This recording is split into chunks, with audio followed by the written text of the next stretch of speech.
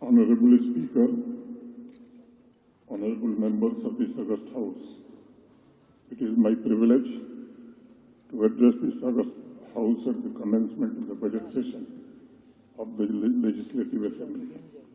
This session holds special significance as it offers an opportunity to reflect on our collective journey, review our achievements, and chart a clear roadmap for the future.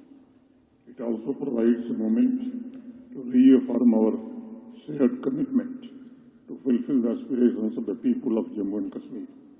For me, this occasion represents not merely an accounting of resources or outcomes, but a reflection of our vision for a prosperous, inclusive, and resilient Jammu and Kashmir. I extend my sincere gratitude to every citizen contributing to this transformation, our farmers, workers, artisans, youth, women, entrepreneurs, educators, healthcare professionals, security personnel, and public servants. Their dedication and perseverance constitute the bedrock of our progress. The past year marks a significant milestone in the democratic journey of Jammu and Kashmir, with the formation of an elected government after a gap of several years. This transition to popular governance has strengthened public faith in democratic institutions.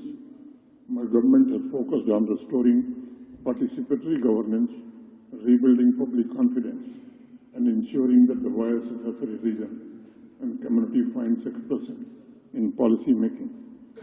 The development trajectory of Jammu and Kashmir continues to be guided by the foundational principles of economy, ecology, and equity. These principles are not merely aspirational, but serve as the guiding framework for policy formulation and implementation. While notable progress has been achieved across sectors, the government remains conscious of the need for sustained and focused efforts to ensure balanced, inclusive, and environmentally sustainable development.